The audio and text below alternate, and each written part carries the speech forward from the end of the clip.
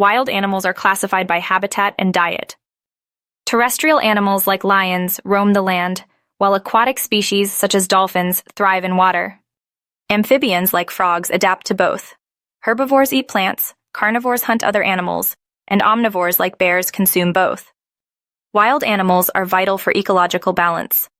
Predators manage herbivore populations, preventing habitat destruction. They also enhance biodiversity, ensuring genetic variety.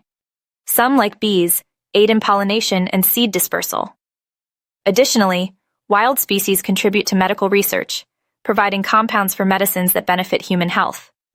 Wild animals face threats like deforestation, which destroys habitats. Poaching for fur and ivory pushes species toward extinction. Climate change alters habitats, affecting survival. Pollution, including plastic waste, harms ecosystems.